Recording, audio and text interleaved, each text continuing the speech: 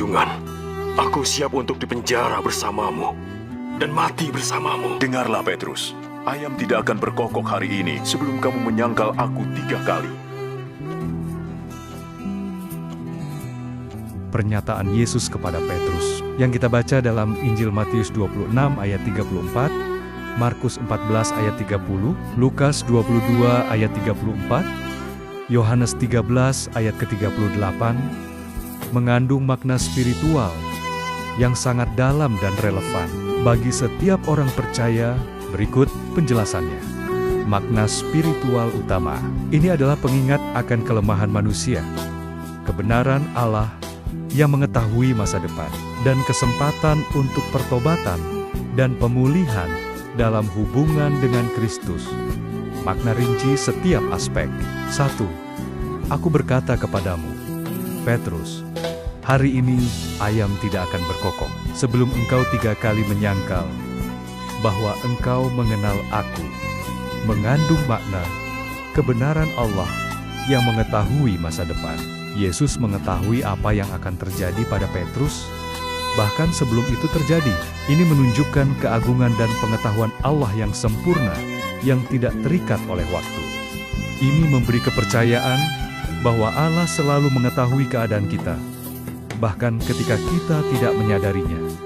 Kelemahan manusia yang sungguhan. Petrus baru saja bersumpah bahwa ia akan mati bersama Yesus dan tidak akan pernah menyangkalnya.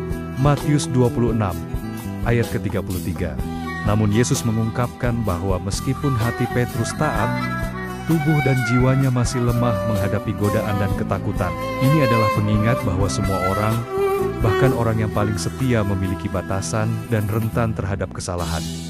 Ayam tidak akan berkokok, sebuah tanda waktu yang jelas, menunjukkan bahwa peristiwa ini akan terjadi dengan cepat, bahkan pada hari yang sama ketika Yesus ditangkap. Ini menambah rasa mendesak dan realitas dari kelemahan Petrus. Makna spiritual lebih dalam untuk kita. Jangan terlalu percaya pada diri sendiri. Petrus gagal karena terlalu percaya pada kekuatan dirinya sendiri. Ini mengajarkan kita untuk selalu bergantung pada kekuatan Allah dan tidak merasa terlalu yakin bahwa kita tidak akan pernah menyalahinya. Allah memahami kelemahan kita. Yesus tidak menyalahkan Petrus terlebih dahulu, tetapi malah memberitahukannya apa yang akan terjadi. Ini menunjukkan bahwa Allah memahami kelemahan kita dan tidak meninggalkan kita, bahkan ketika kita gagal. Kesempatan untuk pertobatan. Setelah menyangkal Yesus, Petrus menangis dengan sedih. Matius 26 ayat ke-75. Ini adalah awal pertobatannya. Dan nanti Yesus akan menyemangati dan memulihkan peran Petrus sebagai pemimpin umat. Ini menunjukkan bahwa kekalahan tidak berarti akhir. Allah selalu memberikan kesempatan untuk kembali kepadanya. Kekuatan kasih yang melebihi kesalahan. Kasih Allah tidak terhenti oleh kesalahan kita. Meskipun Petrus menyangkal Yesus, ia masih dicintai dan dipercaya kembali. Ini adalah gambaran dari kasih Allah yang tak terbatas, yang menyelamatkan kita, meskipun kita berdosa. Kesimpulan, pernyataan Yesus kepada Petrus bukan hanya ramalan tentang kejadian masa depan, tetapi juga pesan spiritual yang penuh kasih.